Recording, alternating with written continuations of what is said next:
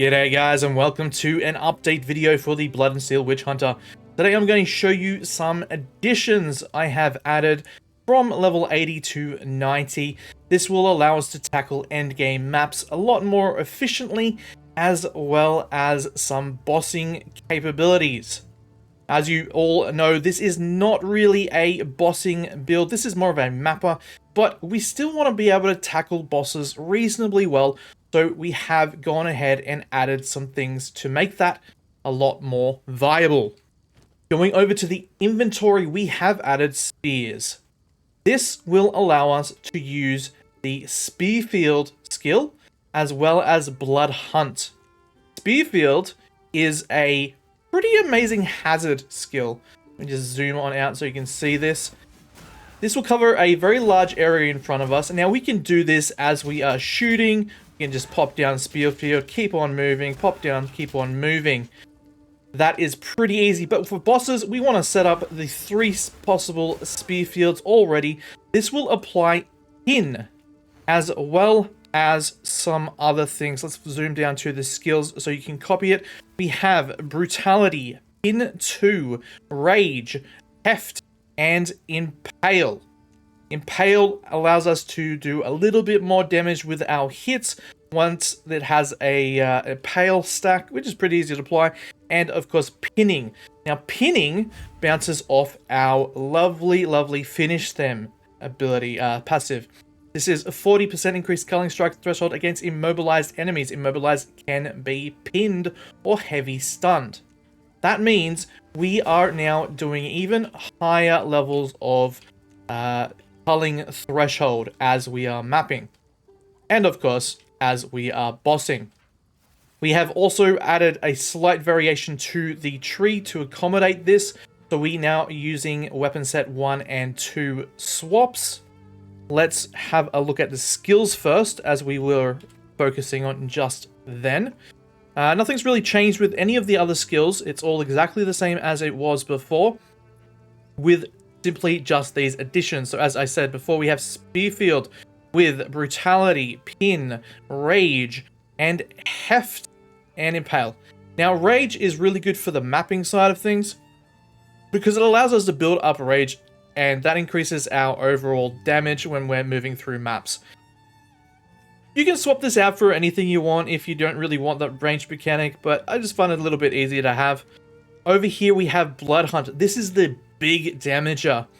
Essentially, the way this works is it will cause damage and consume blood.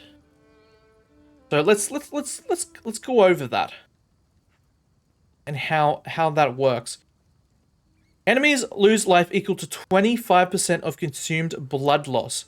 10% more area effect per 482 blood loss consumed, up to 500%. That doesn't really matter too much, because the area effect really is only for killing things in maps. But it's the life loss equal to 25% of the blood loss. So what we do when we are going into a boss fight, we will go in, we will throw down our spears. We will then switch to our armor penetrating rounds, break the armor, quickly switch over to our high velocity round, shoot 2 rounds into them, and then the blood will start stacking up. We'll switch back to our armor piercing rounds and just kite a bit. Wait for the blood to tick down on the bar, and then we go in for the lunge. This is a ranged attack, so we can actually just lunge from further away. And as we hit them, it will then consume the blood loss, stopping the bleeding, but cause a very large damage hit. This can take out incredibly large chunks of the boss's HP pool. Very nice addition. Going over to the tree now, we will switch over to our primary weapon, which we have gone ahead and added the projectile damage, known as like heavy ammunition and careful aim, on our crossbow swap. Moving down here, we have gone ahead and removed deep wounds and aggravation from our tree. The reason for that is we've gone ahead and added these 2 nodes. This is increased pin build-up and 30% increased pin build-up while... Sorry, 30% increased pin build-up, and bleeding you inflict on pinned enemies is aggravated, thus removing the need for either of these. Now, of course, the boots themselves do have 100% aggravation bleeding for enemies in your presence. Now, this is obviously determining whether or not the enemy is in your presence. So this is great for mapping, allowing any mob that rushes you to pretty much bleed to death incredibly quickly. But it doesn't really help with bosses because we don't really want to be up in the face of the bosses. We want to be moving around, we want to be avoiding the attacks, and we want to be not dying from their hits. This allows us to spam our spear field, which will build up the pinning, and then once it's pinned, we switch to armor piercing round and apply a bleed. And of course that bleed is going to be aggravated after that point. That is how we apply aggravation at this point. Now, as you can see, we also, of course, have the main crossbow skills set to weapon swap 1. There's only a few of them that are slightly different, and then we move over to weapon swap 2, and we've gone ahead and grabbed coated arms. This just increases the damage with our spear, and we've gone ahead and grabbed a bunch of hazard nodes here. You can... Oh, I'm getting a trade. You can see that we have this little one here. Now I'm level 92, so there is 2 points that you... I mean, if you're level 90, there's 2 points that you won't have. I've just put them over here because I'm working my way up to Hunter. So do ignore those.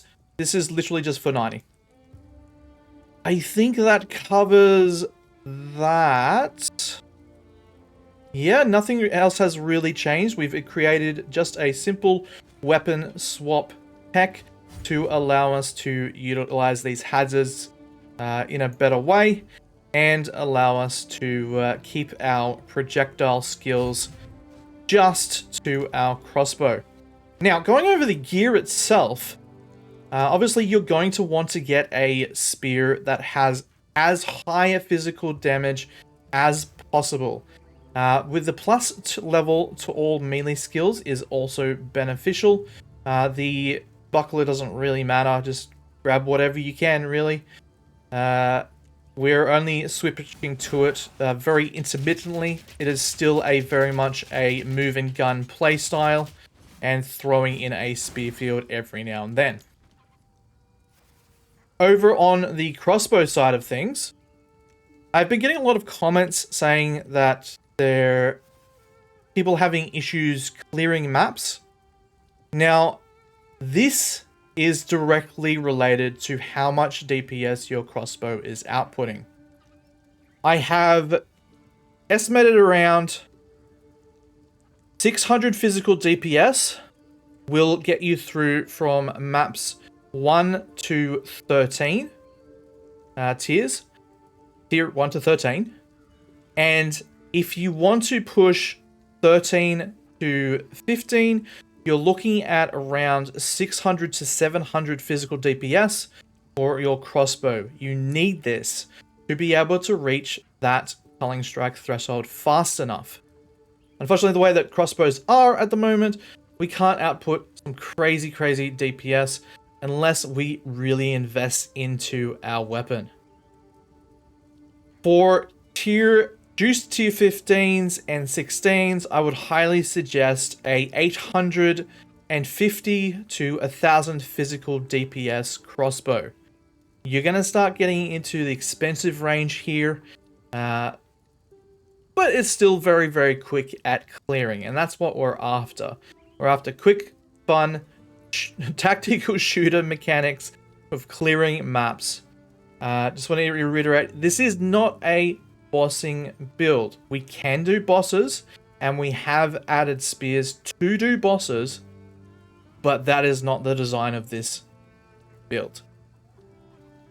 I think that covers everything. Thank you very much everyone for your support.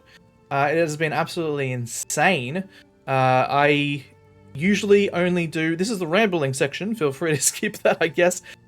I usually... I jump between games because I got ADHD and I can't stick to one thing all the time. I jump between different games. I play all these kinds of games, whatever I feel like at the time, and I do indie showcase focus because I'm passionate about showcasing indie games. The reason being, well, I was one of the biggest supporters of Path of Exile 1 when it was in crowdfunding point, so and that turned out really well, as you can see. So it's a bit of a passion of mine. But over the last couple of weeks, my subscribers have absolutely skyrocketed, and it's been because of these build videos, and I'm just filled with happiness. So thank you for that. That's about it for that. Enjoy the build showcase. Bye-bye.